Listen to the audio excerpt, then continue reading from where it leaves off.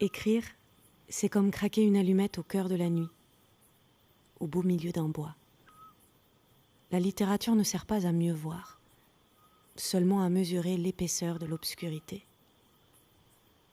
William Faulkner, je ne sais même pas comment on prononce en français. William Faulkner. William Faulkner.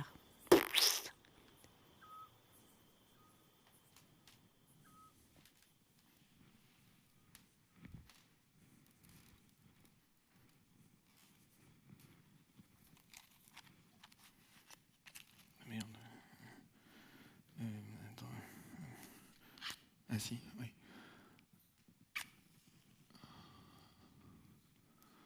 Il est marrant, Faulkner, mais une allumette, ça suffit pas. Il en faudrait 16. Est-ce que vous pouvez mettre un peu plus de lumière? Ah, voilà.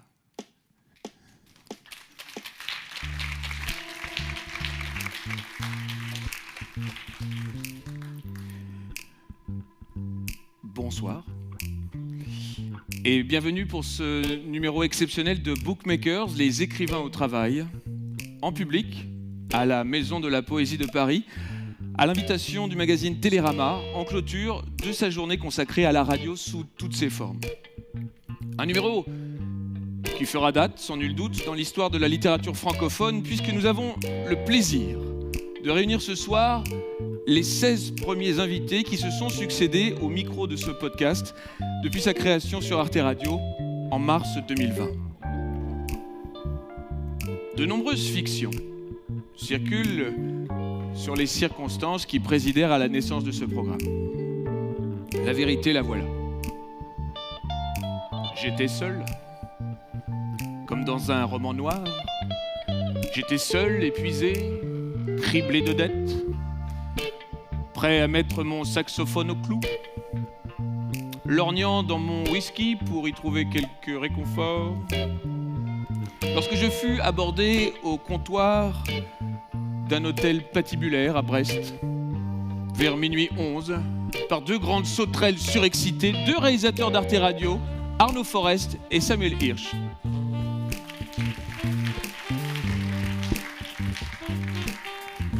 Salut Sam. La suite, après ma rencontre à 300 km/h avec l'homme assis juste en face de moi dans le TGV Brest-Paris, en l'occurrence Sylvain Gire, grand Manitou d'Arte Radio. La suite, c'est donc un podcast littéraire au nom de Paris Sportif qui écoute chaque mois un écrivain, une écrivaine détailler ses secrets d'écriture, sa discipline, ses doutes, ses tics, le tout hors promotion. Pour rappeler que l'écriture est un métier, un artisanat, pour détruire le mythe tenace d'une inspiration divine qui saisirait les auteurs et les autrices au petit matin ou, comme nous le verrons, à l'heure la plus silencieuse de la nuit. En plus de 2 ans, j'ai eu la chance d'interroger la crème de la crème des romanciers contemporains de ce pays et d'autres pays. Et comme dirait Claude Ponty, c'est extra-patouillant, c'est incroyabilicieux. Je n'en crois pas mes yeux moi-même. Vous ne rêvez point. Ils, elles sont là. Elles, ils ont fait le déplacement jusqu'à Paris pour ce grand entretien collégial. Autour de moi, je vous demande d'applaudir comme il se doit Philippe Jaénada,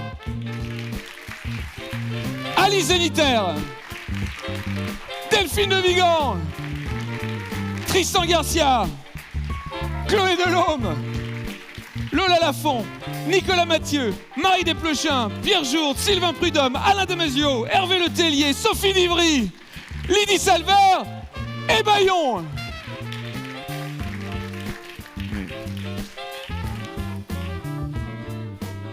C'est pas tous les jours. Hein.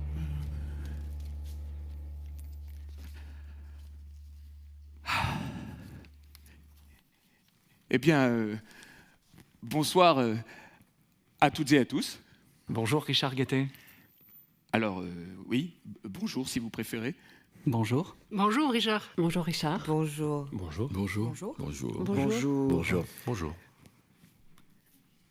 Nous allons, ensemble, nous livrer à une masterclass, une sorte de grande master superclass, pour évoquer en 90 minutes l'essentiel des questions à se poser quand on veut écrire un roman, de l'éveil de la vocation à la signature du contrat. avant, pendant et après l'écriture. 3 parties, 3 chapitres. Voici le premier.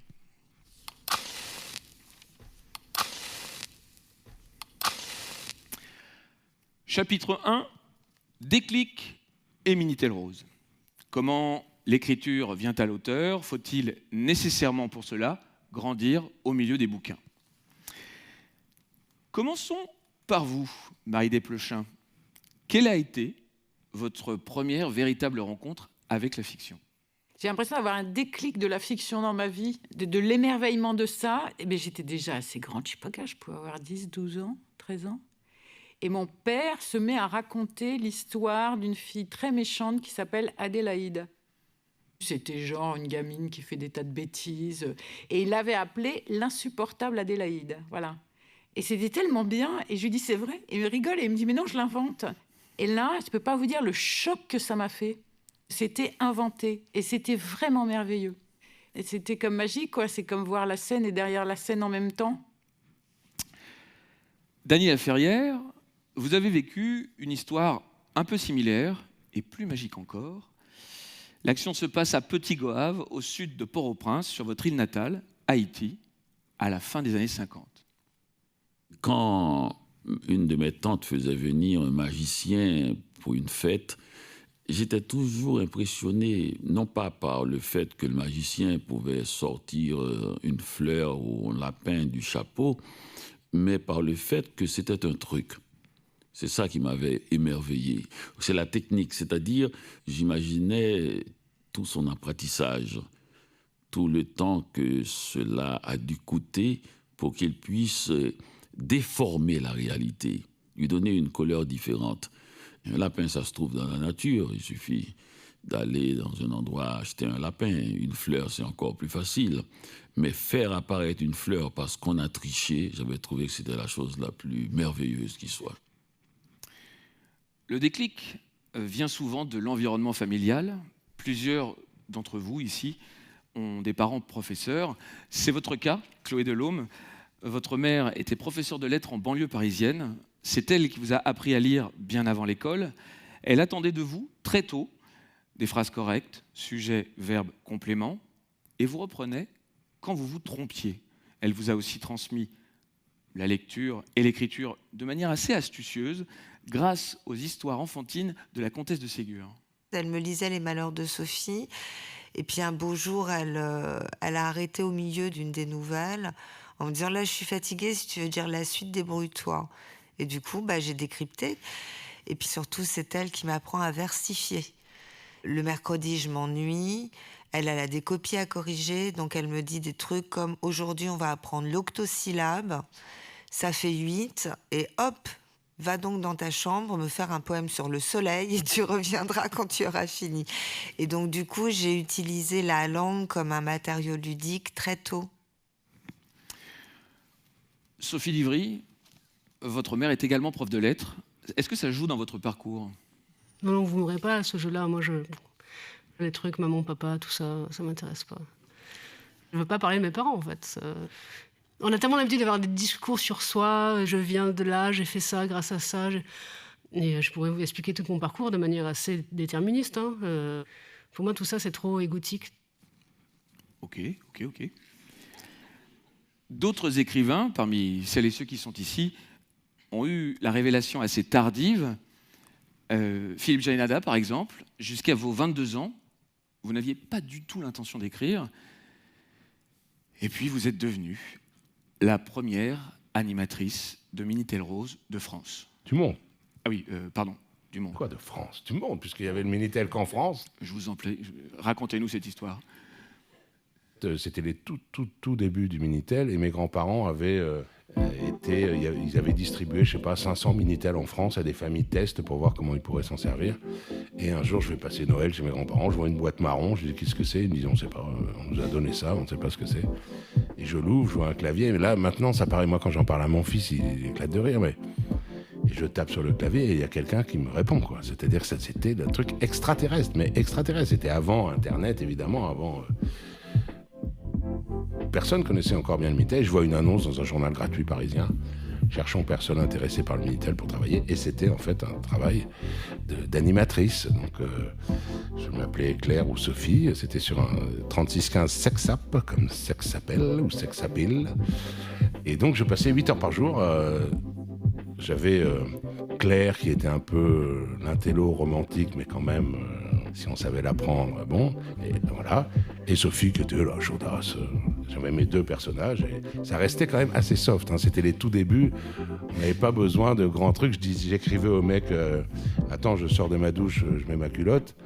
Je provoquais des délires sexuels de l'autre bout du Minitel. Ce petit boulot, c'est votre premier laboratoire d'écriture ? Avant d'accepter ce travail d'animatrice de Minitel, j'arrivais même pas à écrire une carte postale, quoi. Enfin, j'étais vraiment loin de tout ça. Et je me rends compte qu'avec des mots à 300 km de distance, attends 2 secondes, je mets ma culotte, je provoquais des séismes de l'autre côté. Je me disais, non, je me le disais pas consciemment, je me disais pas, la puissance des mots, la puissance de la littérature. Je sais que, parce qu'à partir de là, j'ai plus arrêté d'écrire. C'est-à-dire qu'à partir de ces quelques phrases débiles et très triviales sur Minitel, je n'ai plus jamais arrêté d'écrire. Ça a mis longtemps avant que j'écrive, puisque mon premier roman, j'ai écrit en 96, donc c'était 11 ans plus tôt quand même, le Minitel. Et avec le recul, oui, je me suis rendu compte que l'écriture, alors en commençant un peu au ras du sol, au ras des pâquerettes, mais pouvait déclencher des choses qui n'ont absolument rien à voir. Entre quelques mots tapés sur un Minitel et l'excitation d'un vieux boucher à l'autre bout de la France, c'est un miracle. Alors, tant que vous y êtes, Philippe, est-ce que vous pourriez nous raconter votre expérience radicale d'autoconfinement à 25 ans ? Pendant toute l'année 1989, je me suis enfermé chez moi. Enfermé, c'est-à-dire sans aucun moyen de contact avec l'extérieur, sans radio, sans télé, sans téléphone, sans chaîne IFI, sans rien, volet fermé pendant 1 an. Je voulais faire une expérience. L'ennui a été à ce point abyssal et dangereux. Donc même si dans ma tête, il y avait cette petite, peut-être vague soupçon d'idée qu'un jour je pourrais écrire, j'avais rien écrit du tout. Moi, j'ai dû commencer à griffonner sur mes feuilles au bout de 3 ou 4 mois, sans avoir ouvert la bouche, c'est-à-dire sans avoir fait « Ah, 1 mois, c'est rigolo, 2 mois, on se dit « Oh là là, c'est incroyable, je fais une expérience, c'est comme si j'étais sur la Lune. » Et puis après, vraiment, ça devient... Je savais rien faire, ni peindre, ni jouer de la musique, ni écrire. S'il y avait eu une guitare, par hasard, dans mon appartement, si un pote avait oublié une guitare, j'aurais passé cette année à essayer de jouer de la guitare. S'il y avait eu des pots de peinture, il n'y avait rien de tout ça. Je n'avais pas d'ordinateur. Il y avait juste, comme chez tout le monde, des feuilles et un stylo bic. Et donc, à la fois pour passer le temps, si on veut, pour pas devenir fou, pour essayer de ne pas m'ennuyer, parce que 15 ou 16 heures par jour assis à regarder un mur blanc, c'est pas évident. Hein.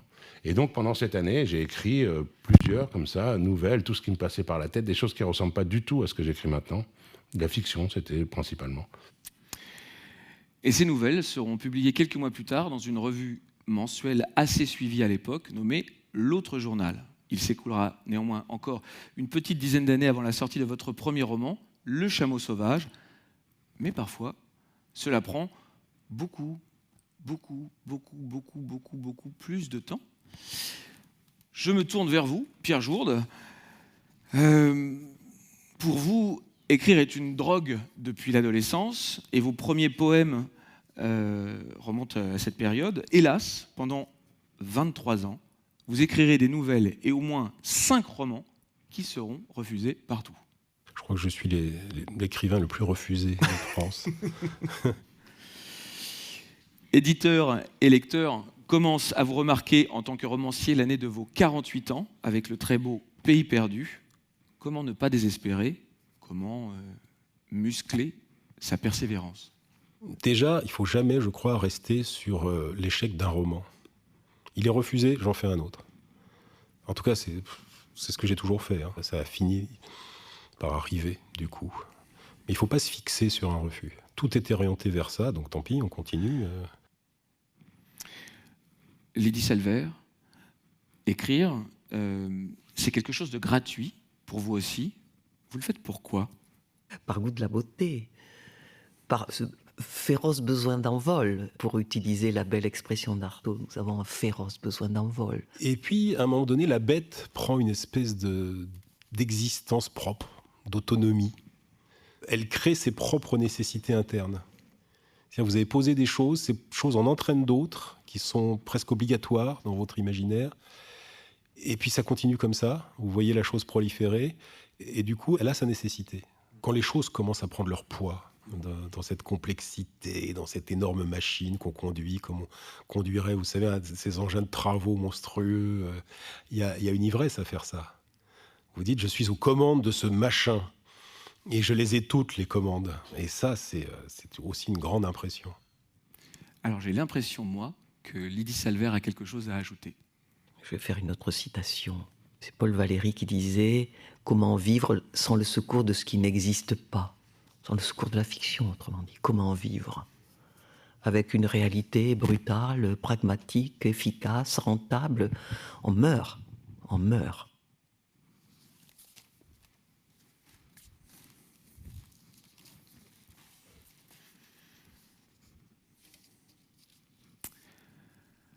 À l'été 1946, peu après la publication de La ferme des animaux, l'écrivain et journaliste anglais George Orwell publie dans une revue un texte intitulé « Pourquoi j'écris ?» La traduction qui suit est signée Charles Recourcet.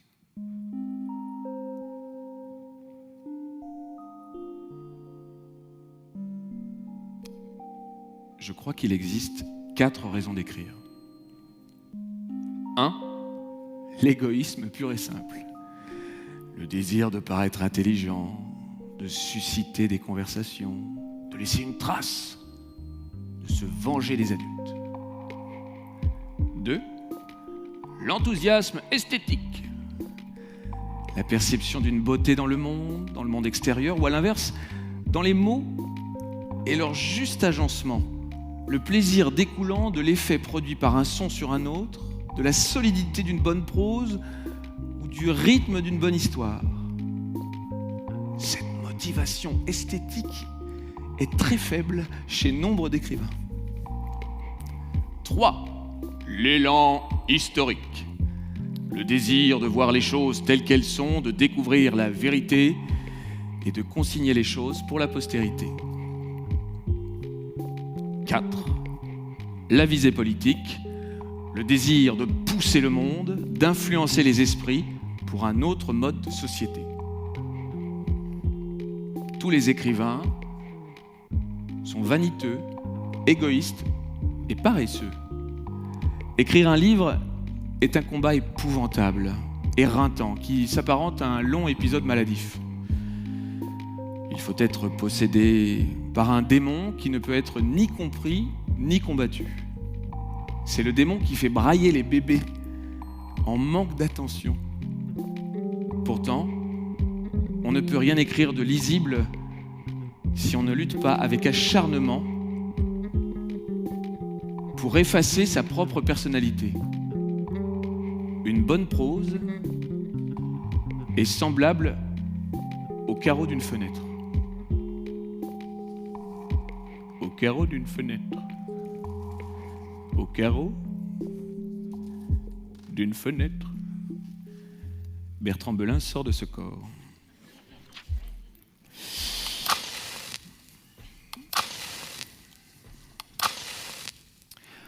Dans ce deuxième chapitre, intitulé « Bigorneau, dribbles et entrechats », nous allons entrer pour de bon dans la fabrique de l'écriture.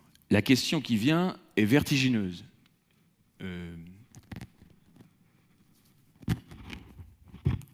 Écrire quoi? Par où commencer? Sylvain Prudhomme, vous avez tranché cette question d'une façon assez inattendue. Votre premier texte terminé pendant vos études de lettres, c'est une apologie du bigorneau, ce charmant mollusque gastéropode à coquille spiralée. Une ode très inspirée par l'écrivain et poète français Francis Ponge, auteur notable du Parti pris des choses en 1942, qui signait, lui, des textes obsessionnellement travaillés sur le verre d'eau, le savon ou la chèvre. Selon vous, la littérature est partout, même dans le bigorneau? tout d'un coup, il y a une sorte de merveilleuse nouvelle, c'est que tout peut devenir matière à littérature. Et il n'y a qu'à se baisser et à ramasser les choses autour de soi. Et en fait, sur presque toutes ces choses qui nous entourent, on n'a jamais rien écrit. Et donc là, on est tout de suite en train de faire quelque chose d'un peu neuf ou d'un peu utile, puisqu'on met tout d'un coup en mots des choses sur lesquelles personne ne s'est jamais penché. Donc tout d'un coup, on a le droit, on peut y aller. Et ça, c'est quelque chose d'infiniment libérateur. Donc je me rappelle que j'écris tout de suite la mangue. J'ai le souvenir des mangues de l'humoriste. J'écris le fagot, le boudin noir. Je sais pas pourquoi. Je me mets à faire toute une série de petits textes qui évidemment sont tellement marqués par Ponge qu'ils n'ont pas d'originalité propre. Ils sont immontrables à aucun éditeur, mais c'est des objets finis, c'est des objets que je peux partager, que je peux faire lire. Où tout d'un coup, je constate que je peux aller au bout de quelque chose, je peux avoir fait ce que Ponge recommande d'essayer de faire, c'est-à-dire une sorte d'équivalent en texte du petit objet. Chez Ponge aussi, ce qui est très beau, c'est cet humour incroyable. Il dit que dans chaque chose, il y a aussi une leçon de vie qui nous est donnée. Le texte sur la table, je me rappelle, c'est magnifique. Et c'est une sorte de fausse conférence. À la fin, après 30 pages sur la table, il dit, avant de quitter sa table et de s'en aller, il dit ce que j'aime chez elle, c'est qu'elle ne se prendra jamais pour un piano. Et donc moi, je me mets à écrire le Bigorneau. J'ai jamais mangé de Bigorneau. En plus, ce qui me frappe après coup, c'est que ce Bigorneau, c'est un autoportrait absolu, avec peut-être quelque chose d'assez introverti que j'avais, de totalement invisible, quoi, mais c'est un Bigorneau qui un jour doit exploser. C'est un poseur de bombes caché, dont on soupçonne pas tout ce qui sommeille en lui. Et je crois que je m'identifiais totalement.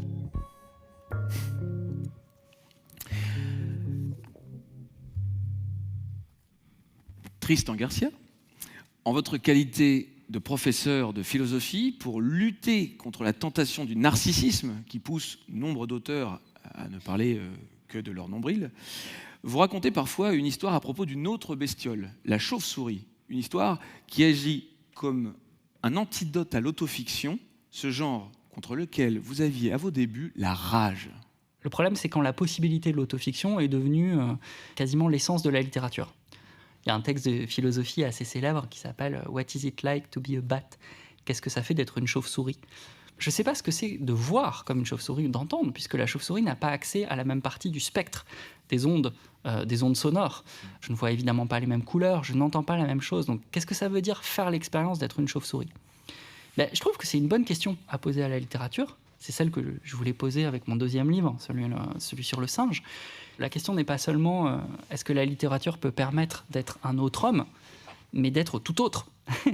Et moi, j'y crois. Je crois que la littérature, c'est la puissance, c'est peut-être la seule, d'essayer, ça ne veut pas dire de réussir, c'est important, mais d'essayer d'être un autre homme, d'un autre genre, quand on est un homme, d'être une femme, quand on est une femme, d'être un homme, ou d'être un troisième genre, ou d'être toute autre chose, comme dans les romans de science-fiction d'Ursula Le Guin, d'être androgyne, d'être queer, etc.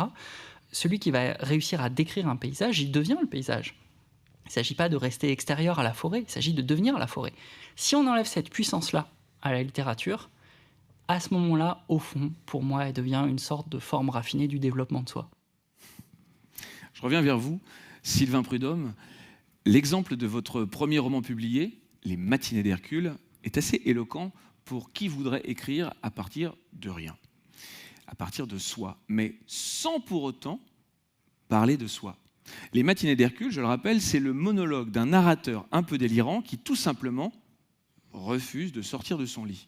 Hercule gamberge sur la vie, l'amour, la mort, ses copains, sa libido, ses projets, ou sa compagne baptisée Pépé.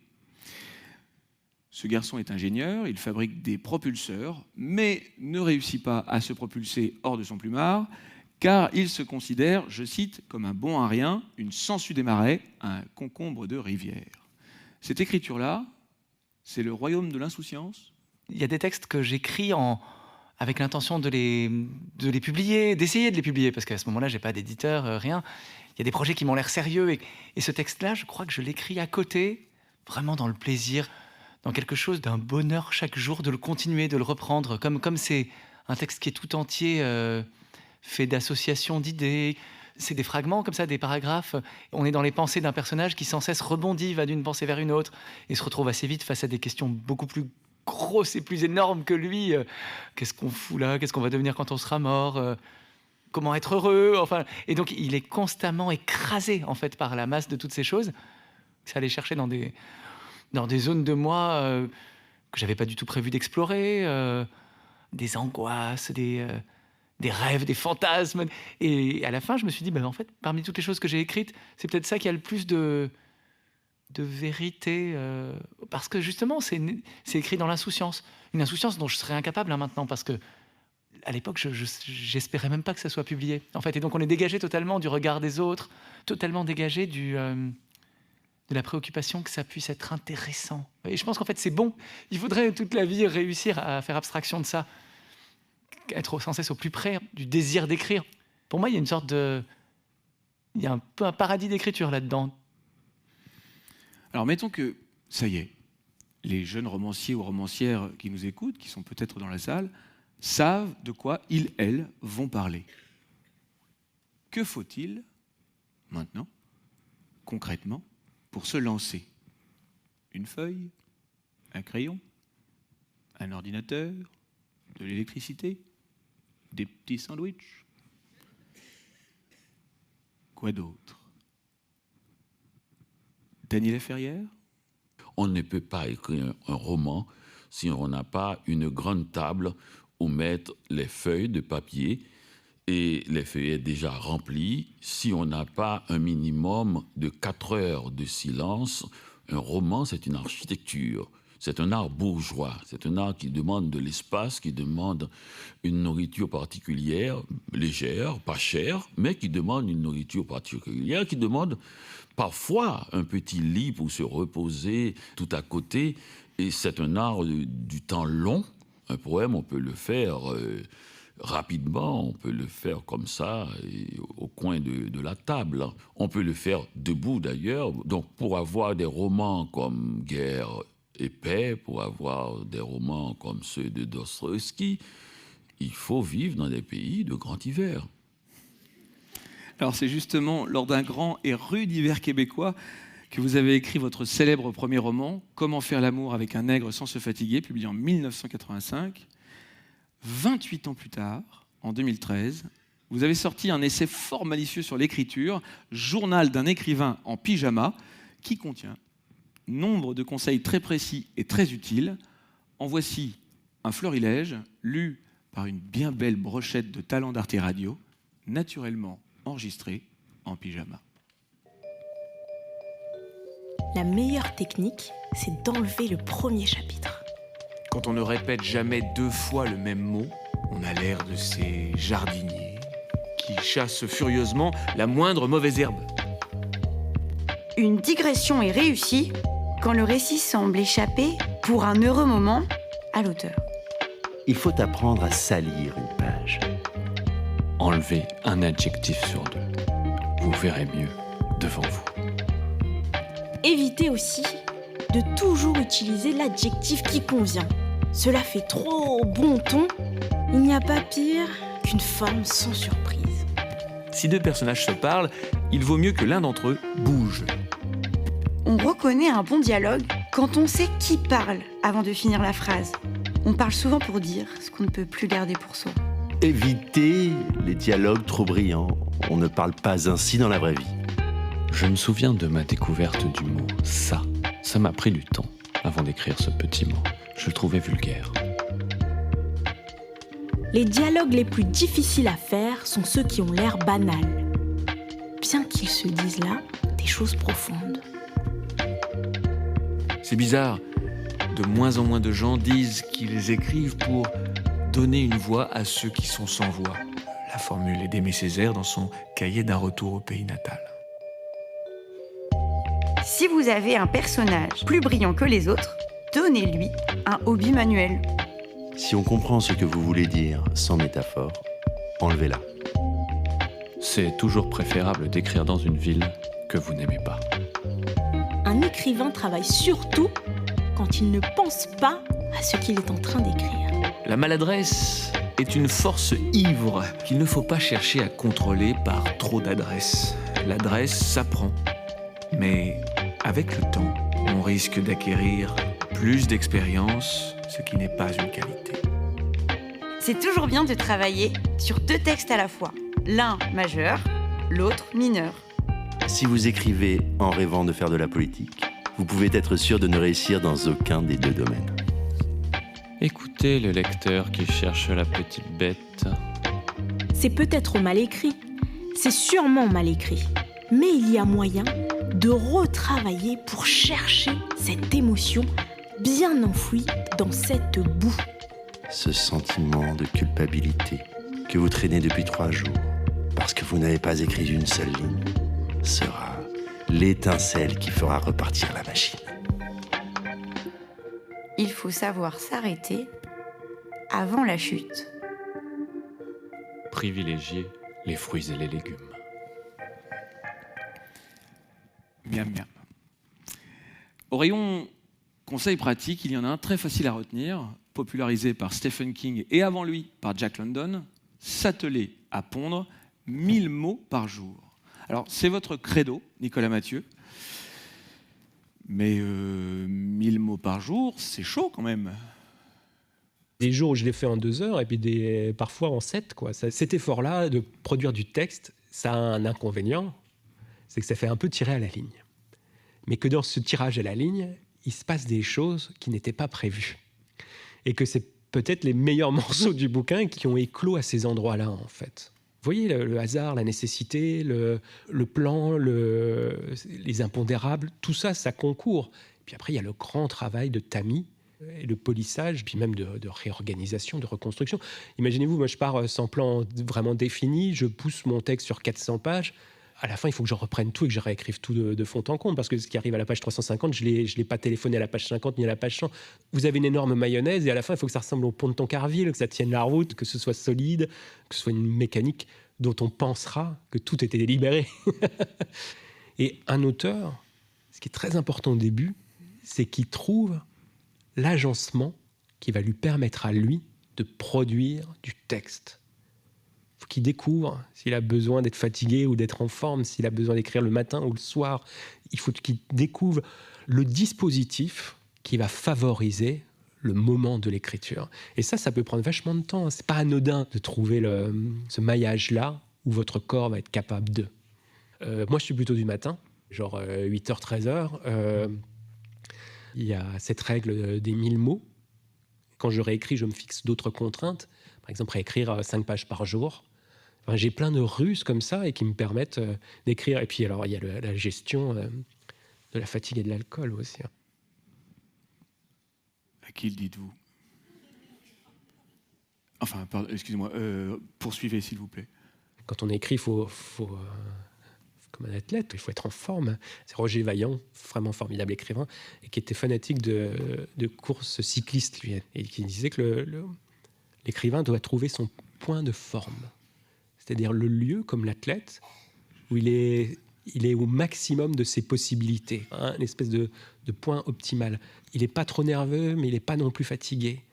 Il a bien dormi, mais pas trop bu. Et puis, peut-être qu'il a fait l'effort, la veille, de ne pas écrire cette dernière phrase qu'il avait écrite pour se la laisser pour le lendemain. C'est toutes ces petites ruses avec le refus d'écrire. On se heurte sans cesse à des refus d'écrire qu'il faut trouver et il faut acclimater dans son quotidien. Parce qu'après, il faut que ça puisse être praticable dans la vie, quoi. Il y a 3 minutes de satisfaction par jour quand d'un coup, quand même, on sent qu'on a touché juste ou qu'on vient de faire justement une de ces bifurcations qui ouvre le texte. C'est comme à la piscine en hiver, vous savez. Vous n'avez pas envie d'y aller. Quand vous y êtes, vous avez froid. Mais quand vous sortez, c'est tellement agréable d'avoir nagé. Ben, c'est pareil, c'est agréable d'avoir écrit. Quand vous avez fini vos 1000 mots, il y a quand même le sentiment du devoir accompli. Vous savez que le travail est en train de se faire malgré tout. Alors, Bayon, vous avez voulu intervenir à plusieurs reprises pendant... vous n'êtes pas d'accord? Ça supposerait que l'écrivain doit fournir, doit être trait tous les jours. C'est répugnant, cette histoire-là. Alors, doit être trait, comme une vache? Oui, bien sûr. Il faut laisser la place à l'échec, à l'absence, et donc, surtout, à la grâce. Attendre que passe la grâce. Ça ne se mesure pas au poids. Étant donné la rareté d'une telle réunion d'écrivains de talent, d'aucuns diraient les Avengers de la littérature francophone. Nous avons cru important de laisser au public de la Maison de la Poésie la possibilité de poser des questions à l'un ou l'une d'entre vous. Un micro est en train, ou ne va pas tarder, à circuler dans la salle.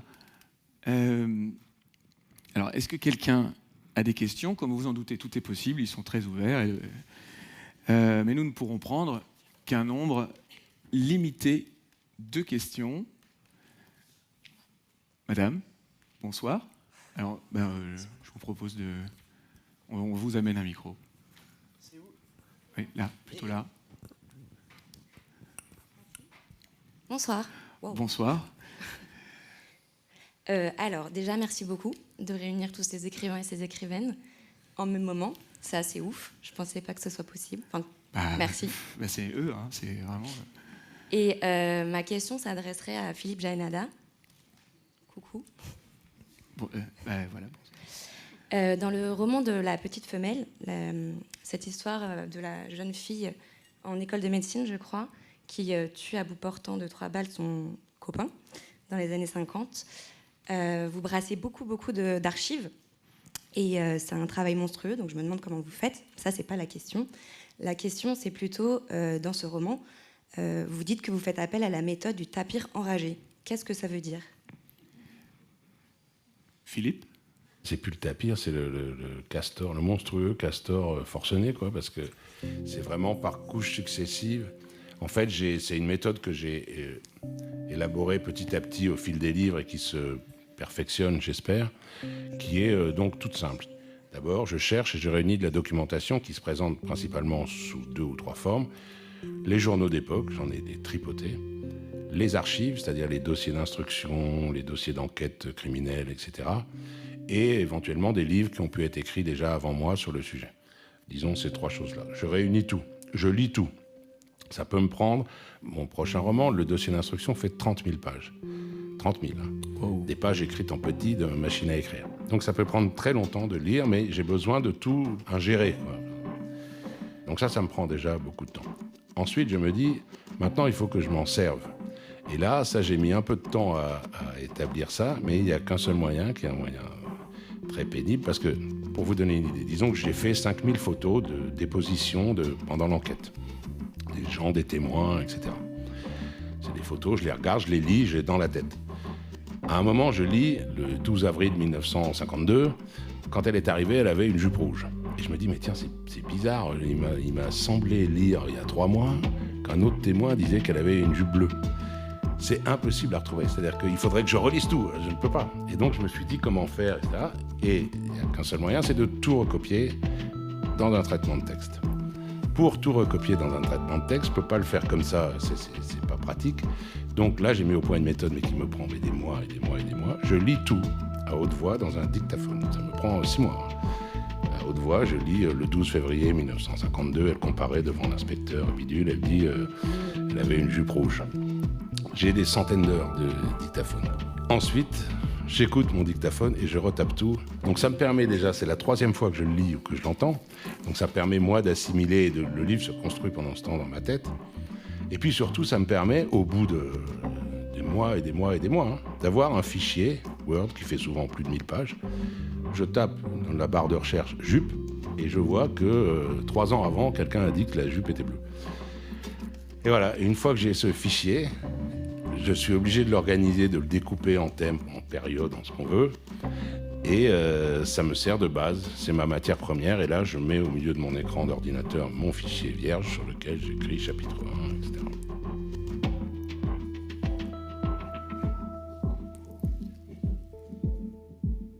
Je précise que cette méthode de travail ne vous sera d'aucun secours si vous cherchez à retrouver votre jupe rouge ou bleue dans votre dressing. Sylvain Prudhomme, quand vous entendez ça, à quoi vous pensez? Parce que je sais que vous vous documentez assez peu, vous travaillez souvent sans plan et sans structure. Si on a un plan préétabli et qu'on rédige chapitre après chapitre, c'est une disserte, quoi, je sais pas, c'est l'horreur pour moi. Parlons maintenant des personnages, de leur construction. Le cas de votre premier roman, Tristan Garcia, est intéressant. Dans La meilleure part des hommes, vous vous glissez tour à tour dans la peau d'un écrivain gay flamboyant surnommé Willy, d'une journaliste de Libération ou encore d'un philosophe médiatique qui vire rapidement réac. Le tout dans une ville, Paris, et à une époque, les années 90, que vous n'avez pas du tout connue au moment où vous vous lancez dans l'écriture. Alors, on dirait que je m'émerveille du b.a.-ba du travail du romancier, créer des personnages qui ne sont pas comme nous, mais ces dernières années, la question de l'appropriation culturelle prend beaucoup de place dans les débats. Pour le dire autrement et plus frontalement, est-ce que c'est OK pour un écrivain a priori hétéro comme vous d'utiliser dans sa prose le mot PD? La chance du roman par rapport aux reproches possibles d'appropriation culturelle, c'est que un roman, ça fonctionne si c'est dialogique, c'est-à-dire si le roman n'est pas là pour donner raison ou pour devenir une forme de vie, mais pour devenir une sorte de champ de bataille où plusieurs formes de vie vont s'affronter. Et c'est pour ça que j'aime pas non plus l'autofiction. Le roman devient un monologue. Le roman est raté si à un moment le romancier finit par donner raison à une forme de vie contre l'autre.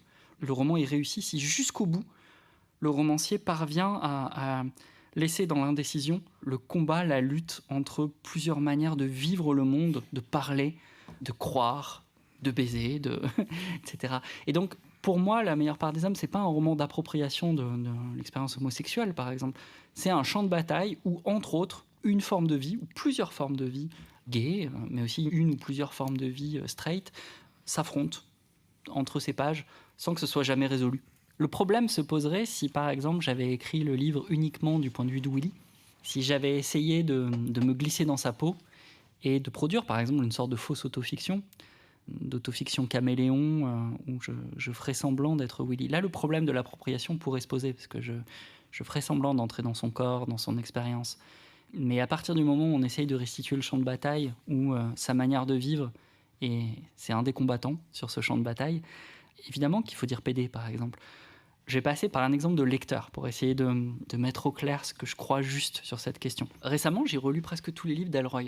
Elroy, bon, les amateurs d'Elroy doivent se battre depuis bien longtemps contre un reproche qui lui est fait, qui est d'être un écrivain machiste, viriliste, raciste, parce que presque tous ses livres se passent dans la police de Los Angeles dans les années 40-50, et les personnages dont il parle, ces personnages principaux, sont à 80%, même si dans les derniers il y a des femmes, des hommes, blancs, souvent d'origine irlandaise, WASP en tout cas, qui, à longueur de page, parlent de youpins, de négros, voient des crimes de sang affreux sur des prostituées qui sont violées. Ça fait partie de son histoire, dont la mère elle-même a été violée et tuée. Et en relisant les Elroy, je me suis dit, les deux premiers, je me suis dit, quand même, il est vraiment très fort. Ça me dégoûte, mais en même temps, il y a vraiment une force incontestable. Puis plus j'avançais dans la lecture, plus je sentais que cette force en moi, en tant que lecteur, s'atténuait. Je me suis dit, mais pourquoi ? Et en fait, sa puissance a fait place, dans mon sentiment de lecteur, à une sorte d'impuissance. Je me suis dit, je n'arrivais plus à le lire sans penser, mais pourquoi, bon sang, est-ce qu'à un moment, pendant 50 pages, il ne peut pas devenir noir ?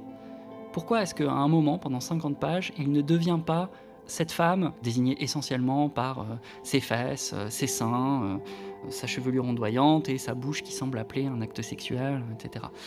Et si on accuse Elroy d'être raciste et sexiste, et je suis sorti de la lecture d'Elroy avec le sentiment qu'il l'était en effet, et que sa littérature l'était.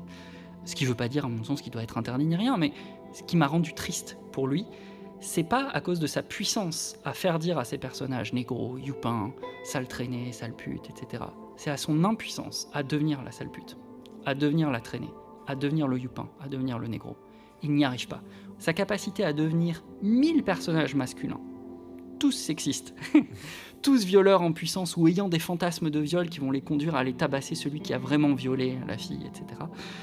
Ça fait que je pense qu'à un moment, sur les questions d'appropriation, par exemple, etc., s'il faut faire de la morale en littérature, il faut ne jamais la faire sur la puissance d'un écrivain, mais sur son impuissance.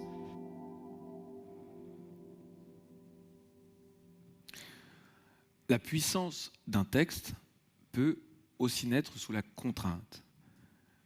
Chloé Delhomme, vous avez souvent dopé vos autofictions avec des dispositifs conceptuels. Citons par exemple votre livre Corpus Simsi, composé à partir de captures d'écran de votre avatar immergé dans le jeu vidéo Les Sims.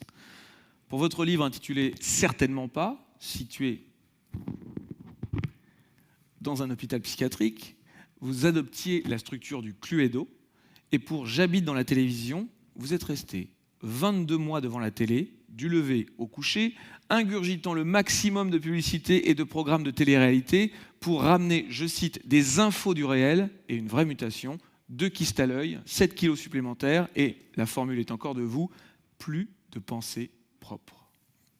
En fait, la contrainte, c'est quelque chose qui pousse. C'est-à-dire que comme j'ai pas d'histoire, j'ai pas une histoire à raconter avec une trajectoire personnage, en plus c'est de l'autofiction, donc il n'y en a pas. Donc j'ai pas les mécanismes narratifs classiques.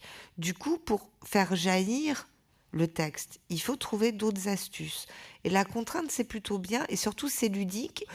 C'est-à-dire que la littérature est la chose au monde que je prends le plus au sérieux, où je peux être le plus en colère et la plus bouleversée organiquement.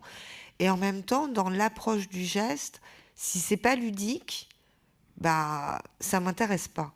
C'est-à-dire que le labo, il est quand même labo rigolo, quoi. Il faut pas perdre de vue ça. En termes de contraintes, les champions sont les laborantins de l'Oulipo, l'ouvroir de littérature potentielle, fondé en 1960 par l'écrivain Raymond Queneau et un scientifique bibliophile nommé François Le Lyonnais. L'Oulipo s'est donné pour mission d'inventer, de mettre en pratique et de répertorier toute une gamme d'exercices stylistiques guidés par de curieuses règles, afin, je cite, d'éveiller, libérer, stimuler l'imagination, de trouver des mots neufs ou de générer des effets rythmiques, poétiques ou comiques. L'exemple le plus célèbre de cette gymnastique est le roman La disparition de Georges Perec en 1968, entièrement écrit sans E. Nous avons avec nous l'actuel président de l'Oulipo, Hervé Le Tellier.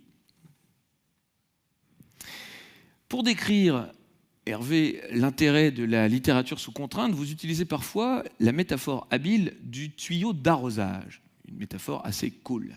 Quand on exerce une pression sur le tuyau, étrangement, ça permet à l'eau d'aller plus loin, d'arroser le bout du jardin. Cette pression qu'on peut exercer sur le texte pour l'emmener plus loin que prévu, ce sont les contraintes. Alors, si vous êtes d'accord, j'aimerais que vous nous lisiez un poème écrit sous la contrainte dite du beau présent. Quand un enfant naît, la tribu oulipienne lui offre en cadeau de bienvenue un poème écrit en utilisant seulement les lettres de son prénom et de son nom de famille, avec l'objectif supplémentaire de lui raconter les grandes lignes de sa vie à venir. Voici celui que vous avez écrit à la naissance de votre fils, Melville Le Tellier. Faire part, téter, rêver, téter, réveiller mère, être mimi, téter, rêver, rire, mi, ré, ré, imiter le lièvre et même le lévrier, m'aimer, émerveiller, mériter mi et miel, émietter verrerie, irriter mère, lire, Lili et Riri, Elmer le limier, être l'élève Melville Le Tellier, le millimètre et le millilitre, le lemme et le litré relié, revêtir vieille livrée verte et mettre mitre élimé, mirer le titi et rire, lire le livre, les mille, mérimé, rimer mièvre et lèvres, rimer milité et vérité, lire Miller, être ivre,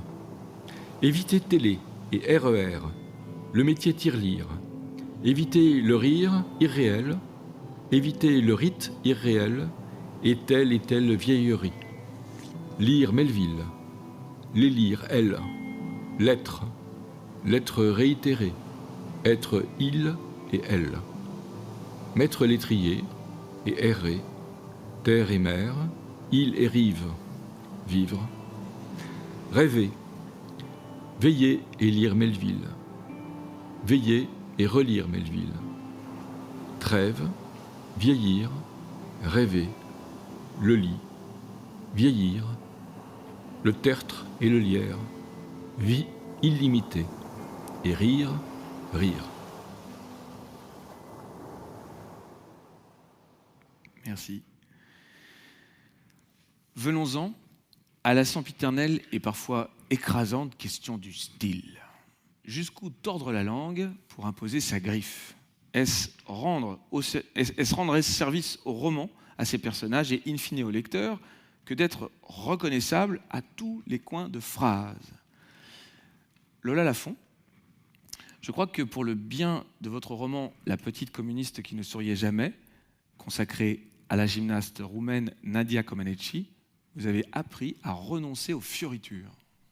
Il y a un moment, il faut se résoudre à écrire des choses simples. C'est quelque chose qu'on comprend au bout de quelques romans, que chaque phrase va pas être un feu d'artifice, quoi, et que c'est bien.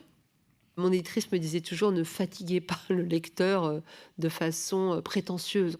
Et c'est quelque chose que j'ai appris avec La petite communiste. Dans une autre scène, la narratrice arrive devant le gymnase d'Onecht, à la fin. Et je me suis trouvée devant le gymnase d'Onecht. Je me suis dit, mais c'est chiant, je vais décrire les murs bleus décrépits. Et je me suis répondu, oui, tu vas décrire ça et c'est tout. Et sois un peu humble, tu vas pas faire 3 pirouettes à chaque page. Oui, surtout sur un roman sur la gymnastique. Tristan Garcia, pour vous, faire du style, c'est quasiment quelque chose qui vous dégoûte. Ce qui vient en premier pour moi, c'est le tableau, c'est l'idée, c'est parfois un amour pour une chose, pour une personne, pour un personnage. Et ce qui m'intéresse, c'est d'essayer de trouver une écriture qui, dans un livre, va être la plus fidèle possible à cette chose, à ce personnage, à ce souvenir, à ce sentiment. Mon but, c'est pas du tout l'idée du style comme une sorte de signature reconnaissable. Ça, j'aime pas. Je trouve ça presque un peu vulgaire. Laisser sa marque sur tous ces livres en disant « Regardez, c'est de moi, c'est mon style », ce serait un peu pour moi comme offrir des cadeaux de Noël en laissant le prix. Ou un geste que je trouve pas généreux, en tout cas. Alors, j'imagine, quand vous entendez ça, que vous êtes d'accord, Delphine de Vigan, vos romans, par exemple « Rien ne s'oppose à la nuit »,« Les heures souterraines » ou « Jour sans fin » sont écrits de manière très économe, dépouillée.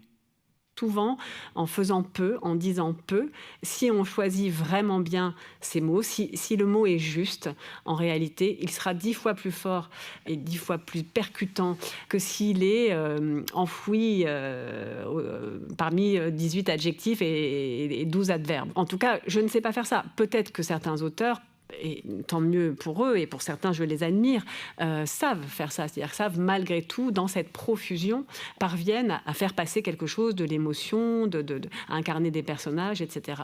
Moi, je ne sais pas faire ça, probablement. Je recherche plutôt une forme de simplicité. J'attache beaucoup d'importance à la couleur, au rythme, au son. Je me relis beaucoup à voix haute, etc. Mais ça ne va pas forcément passer par la métaphore. Je suis un auteur qui décrit très peu, par exemple. Ça m'intéresse beaucoup plus de trouver 3 mots qui vont permettre au lecteur de convoquer son propre espace mental. Et ça, quand j'arrive à le faire, je suis hyper contente. Au fond, de dire très peu. Alors, écrire sans céder aux sirènes du spectaculaire, Alice Zeniter. Moi, j'ai décidé d'emblée que je... Et puis ça fait, de toute façon, ça fait quelques livres que c'est quelque chose que j'essaye de développer, que je veux avoir une langue fluide. Je veux que le lecteur ne soit pas arrêté par ce qu'on appelle la surface de la langue. J'ai envie que la langue, en fait, se présente comme traversable et que s'il y a des choses qui restent, s'il y a des beautés ou des bizarreries qui restent, elles restent un peu comme par hasard. C'est-à-dire qu'on ne s'aperçoit pas qu'on les a entraînés avec soi et ça va revenir plus tard, ça remonte plus tard. J'ai pas envie de la phrase qui arrête, où on va se dire « Attends, il faut que je la relise, ah mais c'est incroyable ». Une fois que j'ai dit ça, se pose la question de est-ce que je pourrais faire le contraire de toute façon ? Est-ce que j'ai les capacités de travailler vraiment comme styliste ? Si je voulais travailler uniquement sur la surface de la langue, est-ce que je sais faire ça ? Je peux le faire par imitation, en pastiche, mais une fois que je m'éloigne du modèle, j'ai renoncé à être une immense styliste il y a longtemps. Écrire, c'est aussi écrire moins, c'est-à-dire couper. Un geste que tous les auteurs, toutes les autrices ont beaucoup de mal à faire.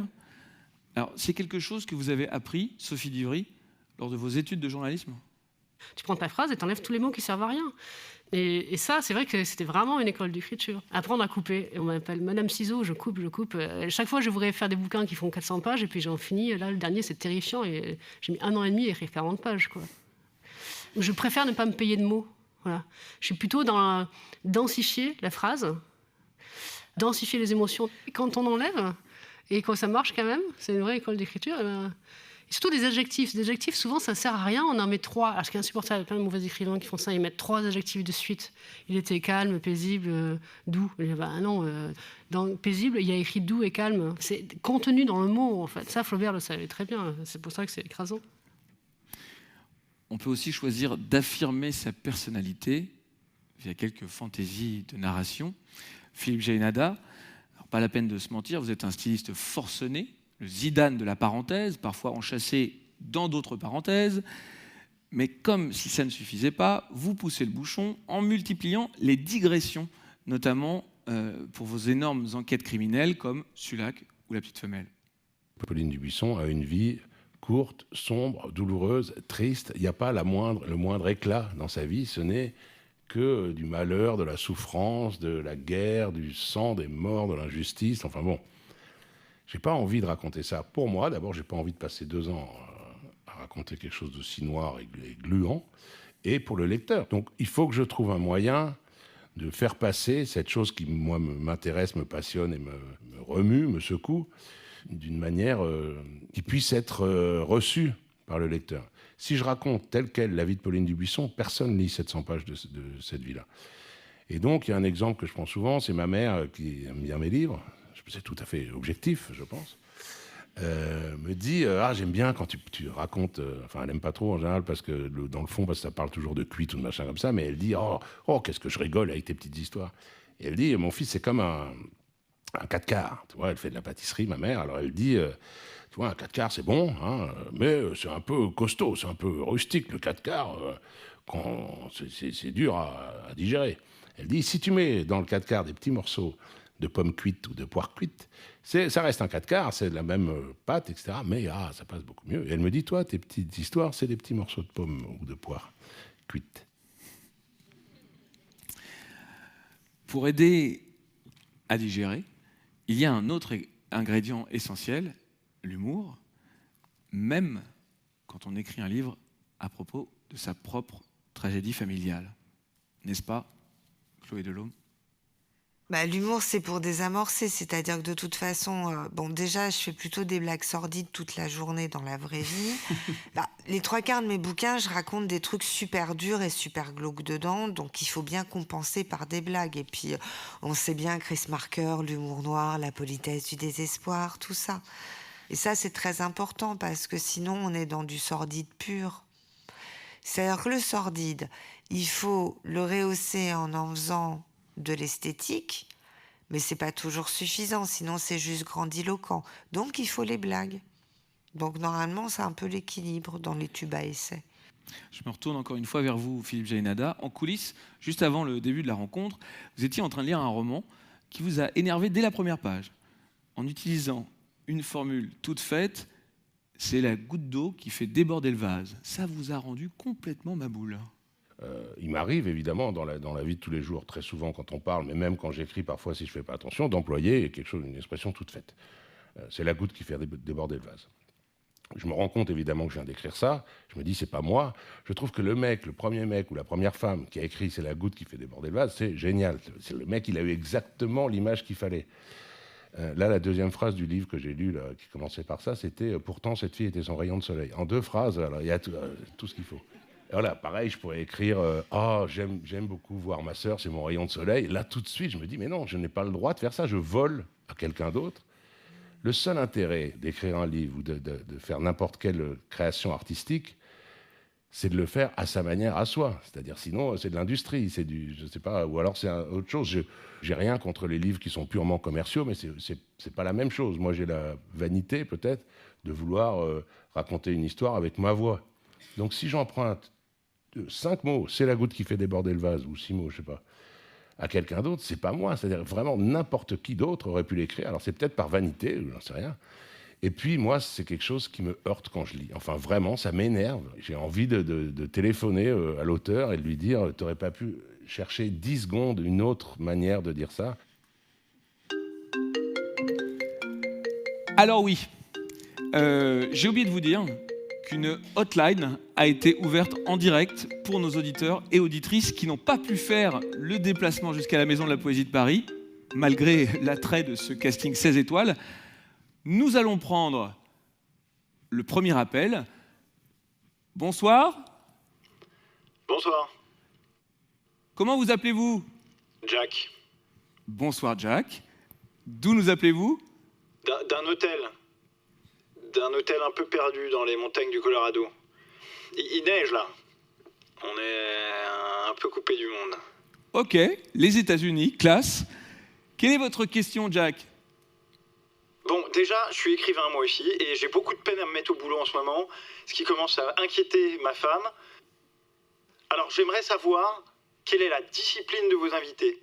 Au quotidien, à quel rythme ils bossent? Comment fait Chloé Delhomme, par exemple? Est-ce qu'elle a des trucs pour se mettre en jambes?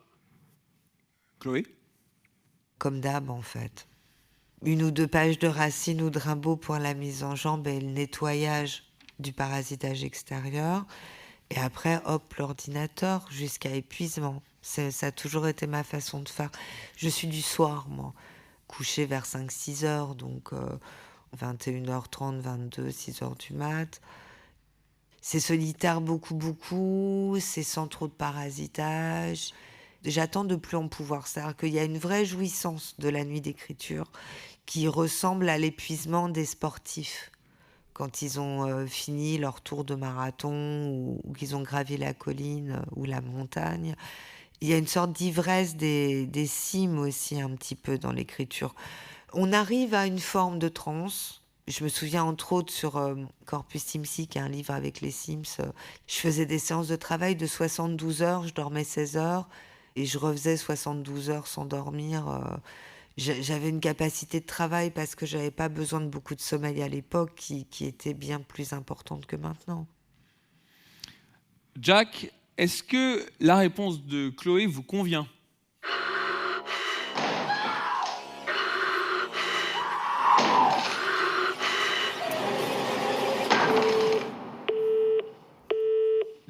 Jack, est-ce que ça va?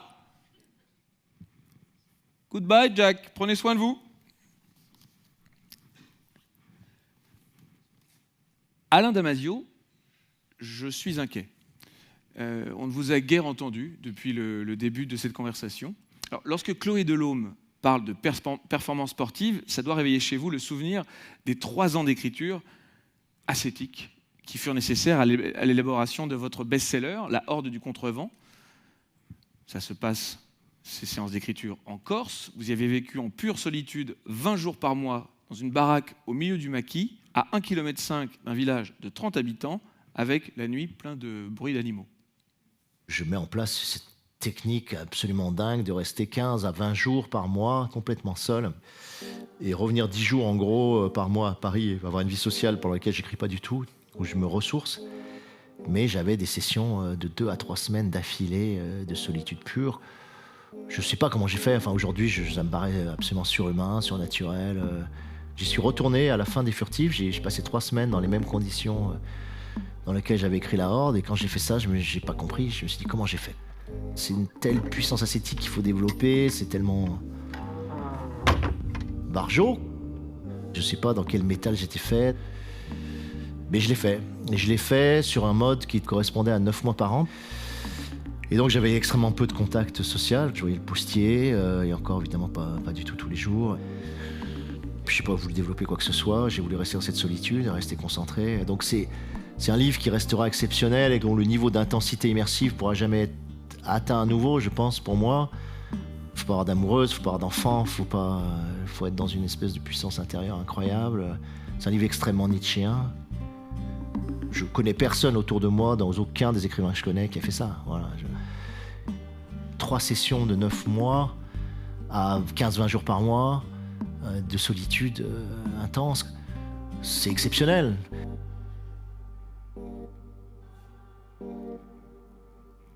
À l'extrême amont de cet ermitage un peu barjot, alors il y a vous, Marie Desplechin. Vous écrivez dans votre cuisine avec vos enfants tout autour. Quel est le meilleur conseil que vous pourriez donner, Marie, aux auteurs qui rechignent, qui bloquent face à la page blanche? Je dirais, moi, je sais pas, moi, faites la sieste. Moi, je travaille souvent en faisant la sieste. Le sommeil, c'est un super bon truc. C'est-à-dire, je me mets à travailler, et puis bon, comme je suis toujours fatiguée, j'ai toujours envie de dormir. Donc, je me mets à travailler jusqu'à ce que je bloque. Vous bloquez très vite. Vous n'arrivez pas à trouver le truc, vous n'avez pas la première phrase, vous n'avez pas la deuxième, ou là, vous avez la première, la deuxième est une tannée. Endormez-vous dessus. Et vous allez voir, vous vous réveillerez. Alors, vous pouvez dormir un quart d'heure, mais vous pouvez dormir 2 heures. Et vous allez voir, vous l'aurez après. Faites confiance à ça. C'est dur, allez marcher. Quand on marche, quand on bouge son corps, vous allez voir le nombre d'idées que vous allez avoir. Après, vous allez mettre en ordre. Voilà ce que je conseillerais comme exercice. Des exercices physiques, du vélo, de la natation, de la marche. Dormez à des heures incongrues. Si vous n'y arrivez vraiment pas, picolez. Pas trop, parce qu'après, vous allez dormir. Ça, cette expérience ne donnera rien du tout. Picolez dans une juste mesure. Alors ça, on le fera juste après. Je connais 2-3 endroits un peu marrants, mais est-ce qu'on peut, pour revenir à la sieste?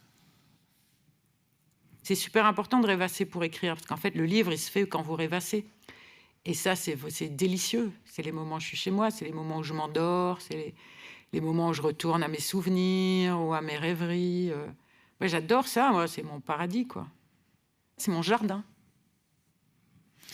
Vous avez raison de vous allonger de temps à autre, parce qu'écrire, on ne dirait pas comme ça, mais ça fait mal, n'est-ce pas, Tristan Garcia? On écrit avec une certaine posture.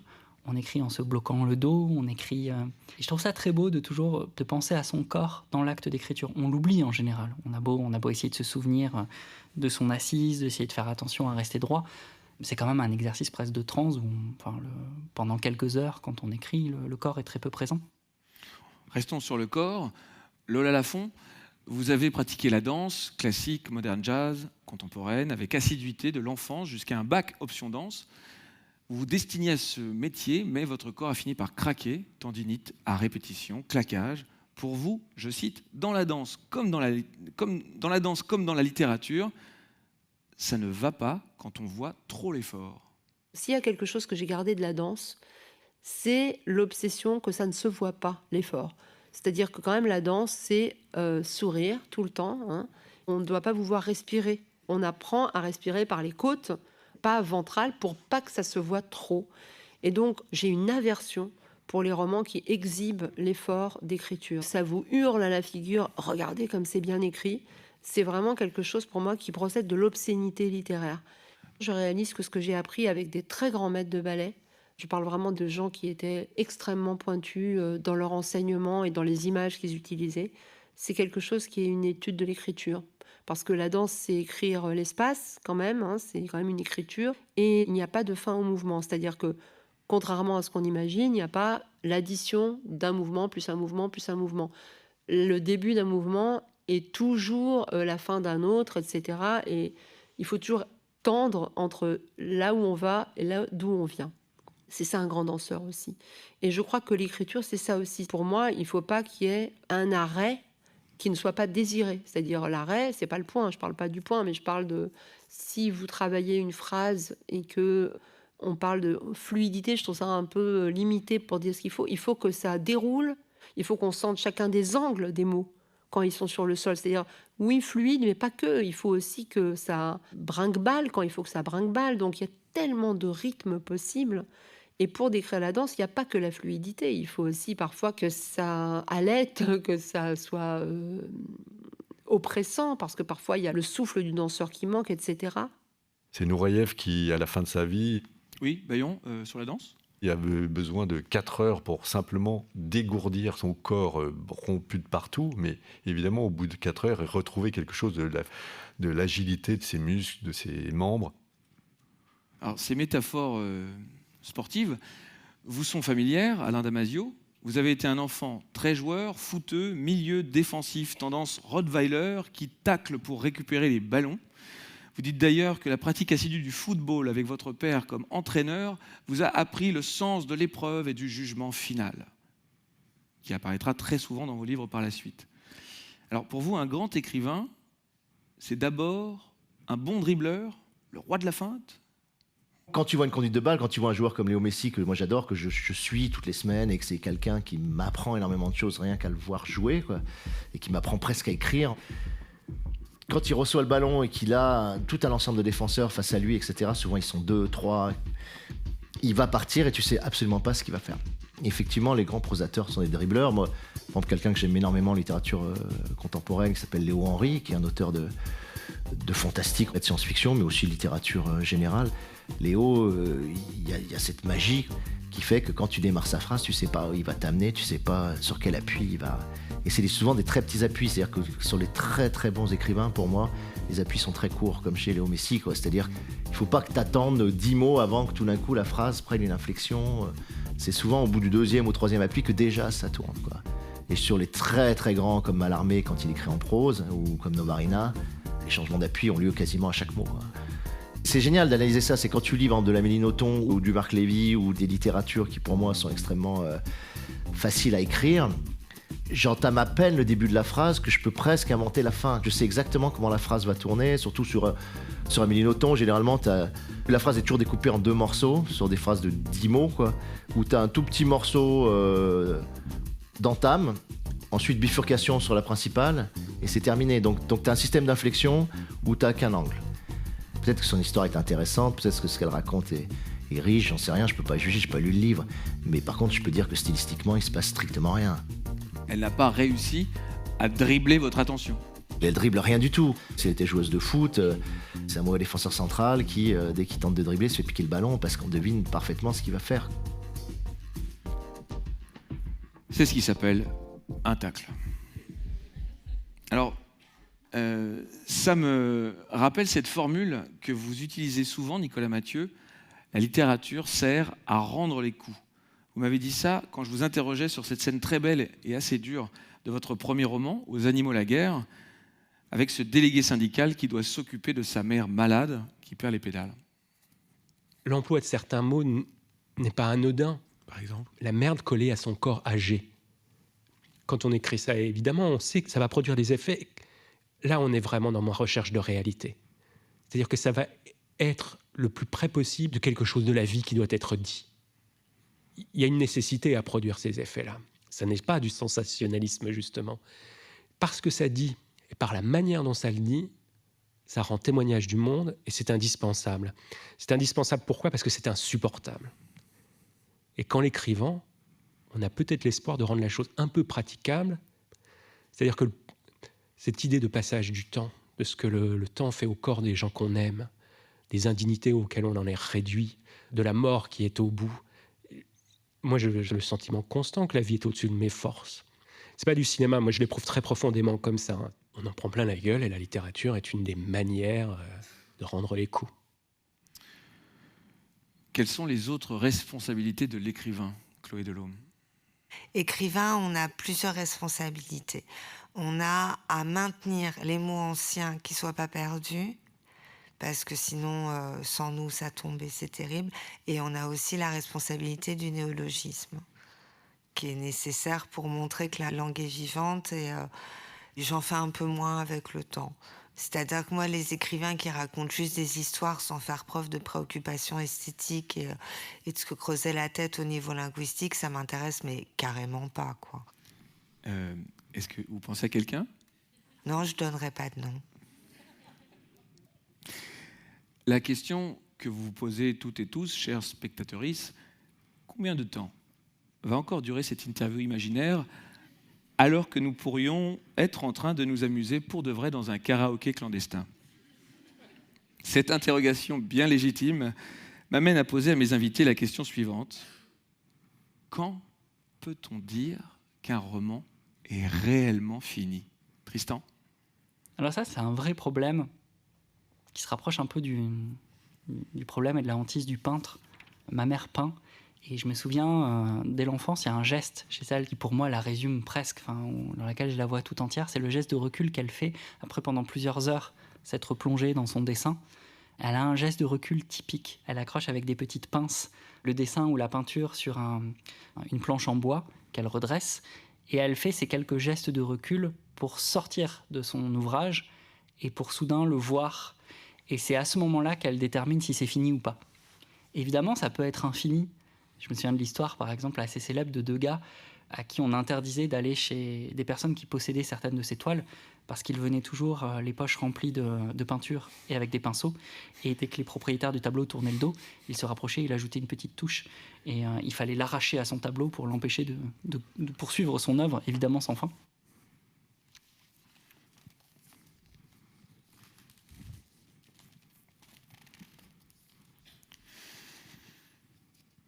En 2021, les éditions de l'Arche ont publié un ouvrage intitulé « Lettres aux jeunes poétesses », signé par 21 autrices sur leur expérience de l'écrit.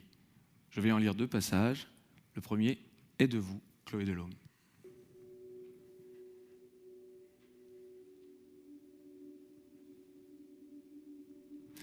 À en croire les sondages, en France, 1 personne sur 3 veut écrire un livre.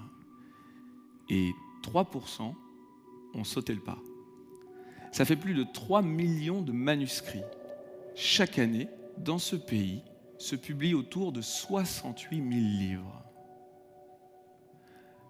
Pour écrire de la fiction, disait Virginia Woolf, il faut une chambre à soi et un minimum d'autonomie financière. Attendu que les auteurs touchent 10% de leurs ventes, ne compte pas trop sur ces ventes pour payer ton loyer. On entre en écriture comme on entre dans les ordres. On n'y fait pas carrière, pourtant c'est un métier où les femmes, cela va de soi, ne sont que 30%. Je te parle d'édition, pas de littérature. Je te parle de marché, de ce qui toute ta vie t'attend au quotidien. Le mot précarité, c'est le prix à payer, le prix de la liberté de ta propre écriture. Tu ne posséderas que ton œuvre. C'est pour cela que personne ne devra l'abîmer. Ton geste restera souverain au sein de tous tes livres, qu'importe qu'il ne soit pas adapté à la demande. On n'écrit pas pour plaire, mais par nécessité. Ce qui t'anime n'est pas ton nom en couverture, l'écriture seule domine.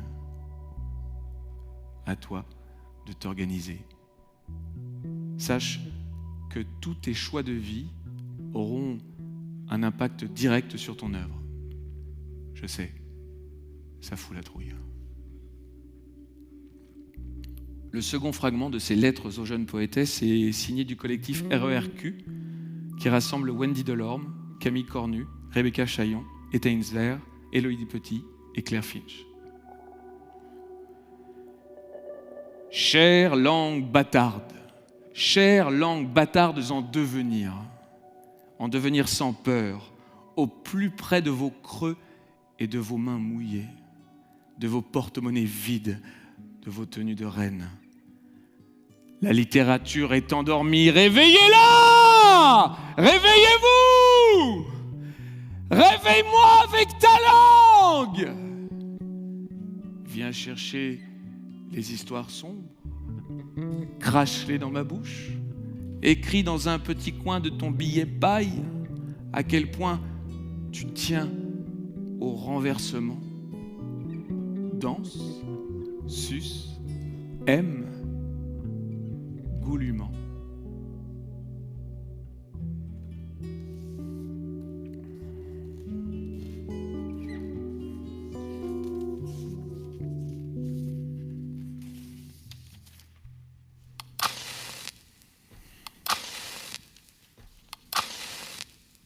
Troisième et dernière partie, la tentation du happy end. Comment améliorer un texte une fois que celui-ci a été lu, relu, re-relu, re-relu par son auteur. Dans le meilleur des cas, on peut compter sur un partenaire de choix, l'éditeur ou l'éditrice. Que vous a appris votre éditrice, Marie Desplechin ? Au début, ce qu'elle m'apprend, c'est par exemple qu'il faut, voilà, quand il manque un chapitre là, parce que je vais trop vite, moi j'ai toujours tendance à vouloir arriver tout de suite à la fin. Trop elliptique, voilà, c'est ça. C'est qu'à des moments, je peux prendre du temps. Écrire, c'est quand même très incertain. Moi, je me dis toujours, mais enfin, qui s'intéresse ? J'ai une confiance assez modérée en moi, donc j'ai besoin que mon travail soit supporté, en fait, voilà. Nicolas Mathieu, vous avez une relation de travail très intense avec l'éditeur qui vous a découvert, Manuel Tricoteau, d'Actes Sud. Que vous est-il apporté, par exemple, pour votre roman « Leurs enfants après eux », qui vous a permis de recevoir le Goncourt en 2018 ? J'ai besoin qu'on puisse me dire « c'est nul ». Ce que tu as fait, c'est presque ça mon risque, moi, c'est qu'on ne me le dise plus si quelque chose est médiocre. Donc il y a ce rapport de confiance-là. Actes Sud, ils ont une politique globalement peu interventionniste sur les textes, c'est-à-dire qu'ils ne fixent pas de ligne, ils ne demandent pas un son, une tonalité, comme ça peut exister dans d'autres maisons. Et alors, ce que je lui demande, c'est de me lire et de me dire si je me suis fourvoyé ou pas. Puis, au bout d'un moment, il va me dire « ça, c'est faible, ça marche, ça marche pas, machin ». Ça s'arrête là. Et après, je rebosse et je lui soumets d'autres solutions. Moi, j'aime vraiment bien qu'on me dise là, c'est trop long, ça, on ne comprend pas, là, on s'ennuie. Parce que là-dessus, je n'ai pas de recul critique. Je m'offusque pas, quoi. J'ai confiance. Quand je lui ai envoyé le manuscrit la première fois, Leurs enfants après eux, il m'aurait dit c'est une daube, tu peux tout recommencer, je l'aurais cru. Et vous auriez tout repris ? J'aurais fait une dépression et j'aurais tout refait. ouais. Mais j'y tiens comme à la prunelle de mes yeux pour cette raison-là, parce qu'on a une position, là, comme il m'a suivi depuis le début et que je lui dois beaucoup, où lui, il peut se permettre. J'aimerais que vous nous racontiez l'histoire de votre troisième roman, une novella, l'injustement méconnue Rose Royale, sortie en catimini en 2019, ou plutôt la petite histoire qui est cachée derrière Rose Royale. Ce texte-là, donc, c'est une commande qu'on m'a faite sur un coin de table, le petit monde du polar que j'aime beaucoup. Et voilà, Marc Villard qui a cette collection de novellas noires. Et en 2017, il me demande ça, en me disant « t'as bien un truc dans un fond de tiroir qu'on pourrait publier ». Donc je lui sors un fond de tiroir et je lui donne le texte. Et le texte lui convenait. Et je l'envoie quand même à Manuel Tricoteau. Et il me dit « mais tu peux pas publier cette merde !» Mais alors, jusqu'où corriger son texte ? Il y a un moment en fait, où les corrections deviennent un délire. C'est-à-dire qu'on ne peut plus s'arrêter et on perd pied, en fait. Enfin, moi, c'est comme ça. Pour leurs enfants, c'était ça. Et il y a un moment, en fait, il m'a dit, ce que tu es en train de faire, le texte devient moins bien. Arrête. Si vous aviez vu les épreuves, c'était couvert de rouge d'un bout à l'autre. Enfin, finir un livre, c'est faire le deuil de la perfection. Je ne sais pas si vous voyez dans le film Aviator. De Martin Scorsese, à propos du milliardaire Howard Hughes. Fait donc un avion parfait, absolument aérodynamique. Et il a du papier de verre pour lisser les ailes, qu'on voit même plus les boulons, qui puent aucune aspérité. Ça, c'est le fantasme artistique. C'est-à-dire, c'est la flèche d'argent. Rien qui dépasse et ça fend les airs à Mach 2. Ça n'est pas possible. Alors, Alain Damasio, j'imagine que ce que nous venons d'entendre vous est insupportable. Vous ne tolérez tout simplement aucun conseil, aucune correction, à part la grammaire et l'orthographe. Vous n'acceptez pas la critique ? C'est très bien la critique, mais c'est tellement des choix conscients, c'est tellement des choix bossés, c'est tellement d'heures de travail. Je crois que sur la Horde, j'ai calculé, j'ai fait plus de 6000 heures de travail. Quand tu as toute une structure d'univers hyper costaud, comme peut l'être la Zone, la Horde ou les Furtifs, c'est des énormes univers, c'est des énormes constructions de persos, c'est une énorme réflexion philosophique, c'est une énorme réflexion narrative, émotionnelle, c'est énormément d'énergie affective dépensée, cramée dans l'écriture. Quelqu'un qui va le lire en 10, 20 heures te dit ce qu'il faut penser, voir, pas voir, ce qui est bon, pas bon, mais qu'il aille se faire foutre. Enfin, tu vois, je veux dire, je m'en fous. Et ça ne veut pas dire que ce que je fais, au final, est juste ou pertinent. Je pense qu'il y a plein d'erreurs, par exemple, dans Les Furtifs. Toute la fin du livre est tellement chargée, tellement étouffe chrétien. Et j'adore cette fin, moi, parce qu'il y a tellement de choses. Soit tu trouves ça génial et tu trouves ça exceptionnel, soit tu dis non, c'est too much, quoi. Tu vois, il y a vraiment, t'as pas trop le choix. Donc tu peux critiquer ça, tu peux vraiment dire, mais putain, tu vois, j'ai une copine, il m'a dit, Alain, tu t'étais proche du chef-d'œuvre, mais là, t'as vraiment trop saturé les choses, t'as rajouté de la couleur partout, t'as rajouté d'un milliard de trucs au niveau des exercices de langue, de ponctuation, de tribus de phonèmes. J'ai un chapitre entièrement sur des tribus de phonèmes dans une manifestation à Marseille. Enfin, c'est un truc de ouf. Maintenant, je peux très bien comprendre que pour un lecteur, c'est nawak. Se taper ça après 700 pages, c'est pas tenir compte du lecteur, ou en tout cas, c'est aller au-delà de ce qu'un lecteur normal peut assimiler et peut métaboliser. C'est pas mon problème. Moi, je dois faire avancer la littérature, je dois tenter des choses et il faut que je les fasse. Voilà. Par contre, en termes d'équilibre du livre, en termes de durabilité dans l'histoire du livre, ouais, c'est pas une bonne idée. Voilà. Je devrais pas faire ça. Et un bon éditeur, il devrait m'empêcher de faire ça. Parce que tu gagnes pas des lecteurs, voilà. Peut-être que dans 10 ans, je relirai la fin du bouquin, je te dirais, mais c'est impossible ce que j'ai fait. C'est une aberration de saturer autant de phonèmes le final, et autant de travailler sur la ponctuation, c'est n'importe quoi. Il faudrait tout épurer, tu vois. Je vais faire du design soustractif, et oui, peut-être. Mais je vais pas le faire. Parce que, comme dit Duras, ce qui compte dans les livres, et ce qui est beau dans les livres, c'est leurs erreurs, c'est leurs insuffisances. Et elle dit, on crève des livres qui sont bien faits, qui sont bien finis, qui sont pas excessifs. Elle dit non, il faut que ça pue l'excès, il faut que ça pue les limites, mais par contre que ça soit absolument juste d'un point de vue de l'intention, de l'énergie, de la niaque avec lequel tu le fais au moment où tu le fais.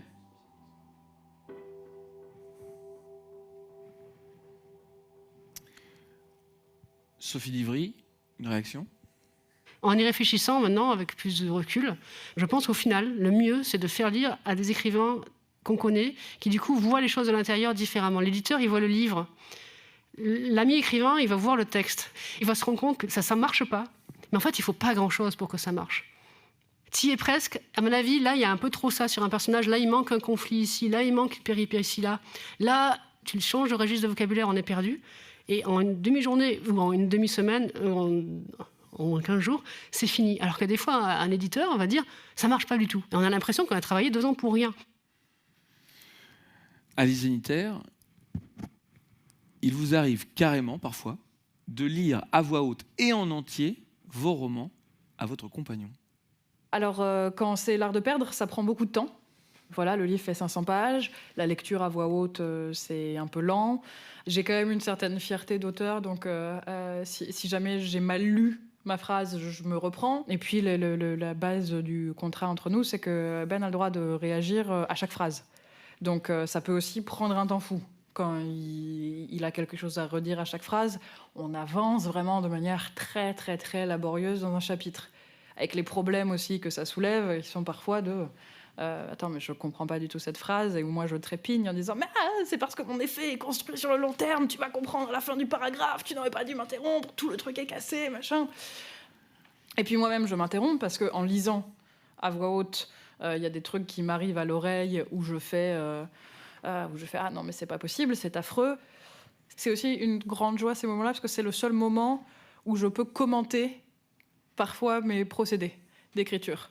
C'est-à-dire à la fois lire la phrase et puis par exemple on va dire 6 pieds, 4 pieds, 6 pieds, 4 pieds, bim. J'ai rythmé mon truc, voilà. Et hop, triple allitération en T et bam. Drop the mic. Merci Alice. Nous arrivons à une question cruciale. Est-ce qu'on peut parler d'argent ? Ouais. Oui, bien sûr. Ah oui. Oui. Ah bah oui, allez. Bien sûr qu'on peut. Oui, bien sûr. Bon, on va voir. Ça dépend des questions. Qui veut commencer ? Lola Lafont, à partir de quelle somme estimez-vous que les conditions financières sont réunies pour l'écriture d'un roman ? Moi, ce que j'estime, c'est qu'il me faut 2 ans et demi pour écrire. Si vous voyez ça comme un salaire, je fais un salaire qui couvre ce que je dépense et je propose à peu près cette somme-là. Est-ce que je dois faire le calcul moi-même ? Vous voulez savoir combien j'ai touché pour Chavirer ? Bah ouais, je veux bien. J'ai touché 75 000 € d'avance pour Chavirer, qui correspondait aux ventes du précédent.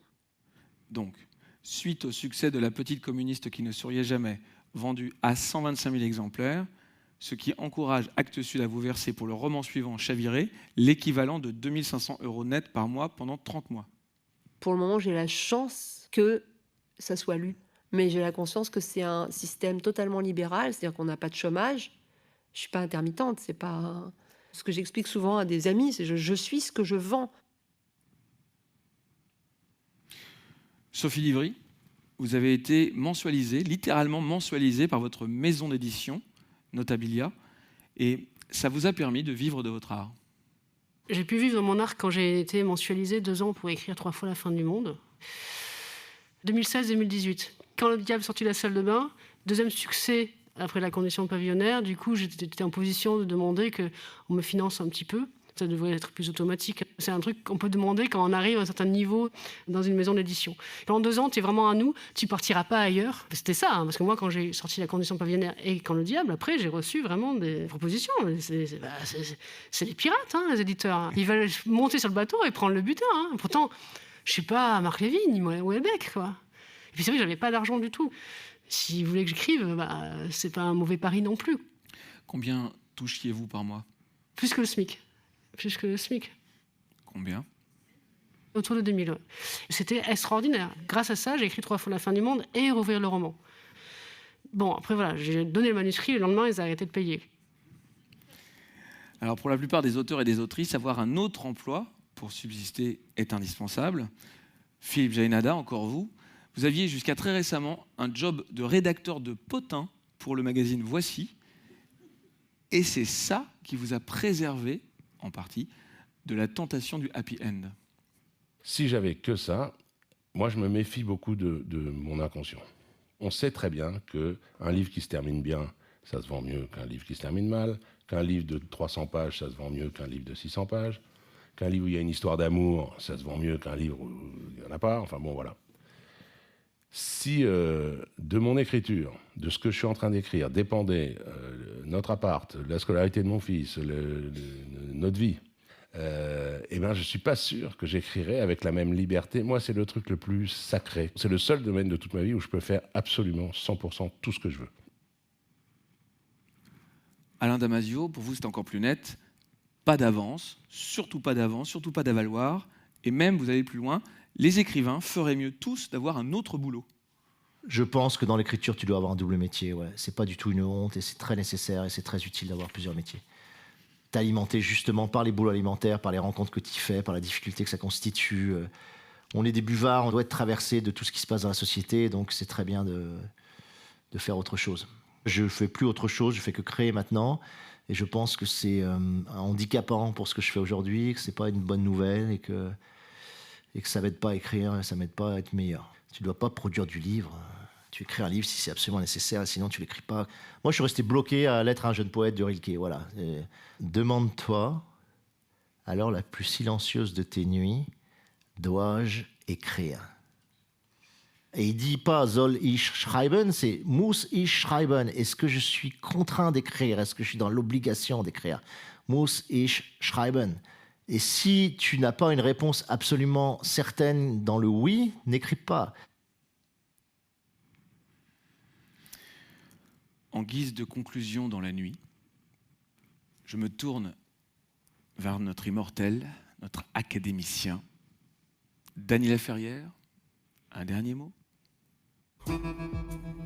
Le roman me regarde, là, sur la table, à côté de la vieille Remington, dans un gros classeur rouge. Il est dodu, comme un dog. Mon roman, ma seule chance, va.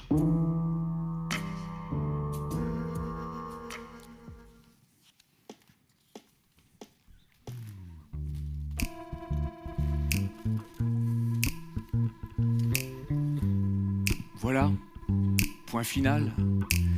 Ils vécurent heureux et eurent beaucoup d'éditions de poche. J'aimerais remercier très fort les équipes conjuguées de la Maison de la Poésie de Paris, Martha et François.